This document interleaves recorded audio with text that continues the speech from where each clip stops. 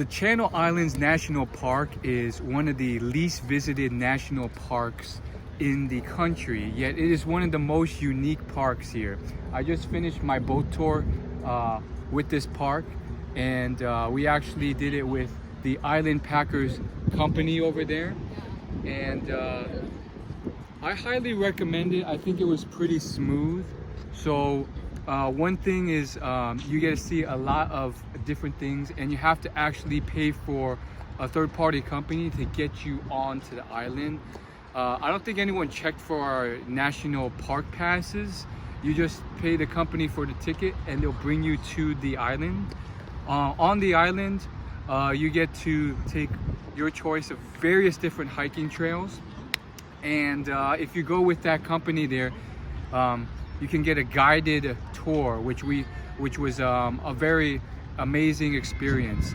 I definitely think it's one of the underrated national parks out there because there's so much water and sea, and you got to see well, I got to see whales, I got to see killer whales, gray whales, I think it was a humpback whale as well, because the boat will kind of like search for them, and then you'll see them in the water.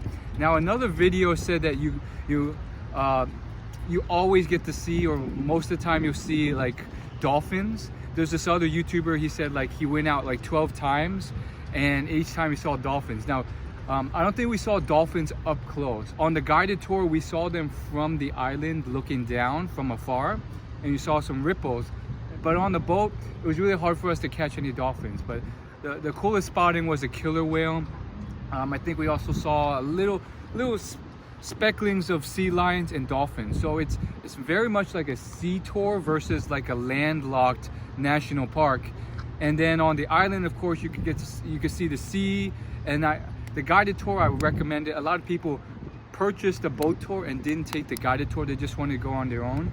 I think a lot of the kids took the guided tour, but I thought the guided tour, you get to see a lot of the history of the island. You got to hear a lot about the ecology and how basically pollutants and pesticides in the past damaged the ecosystem and endangered a lot of species before they were outlawed. And you heard a lot of interesting facts. One of these pesticides, DDT, was actually still, even though it was outlawed in like the early 90s, the tour guide, she's like, you know, middle-aged, and it was outlawed when she was 3. She did a blood test and they still found DDT in her blood supply. So it just shows you how some of these chemicals are still there even after so many years. They're not easy to disappear with. But point is, if you want to take this tour, I highly recommend it. I think it was incredible view of wildlife. There was a bit of seasickness on the boat for me. It was probably about an hour and a half drive there, hour and a half back.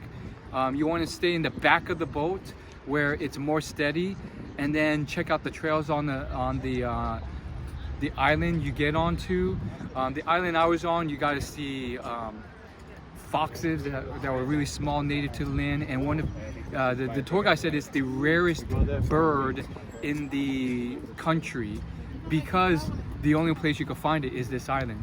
So there's a bunch of different islands you could choose. I chose the one that was like one of the most one of the larger islands that you can get to fairly quickly. There's other islands that take like 2+ hours to get to, and I didn't want to go that far, so I chose the one that was like an hour and a half out.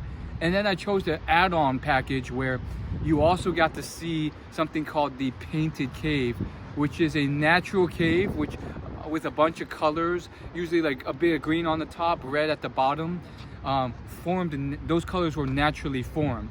And they basically, it's like a little add-on. The people who buy that extra package get to stay on the boat, and they'll take you to the cave before dropping you off at the island. So that's it. Highly recommend.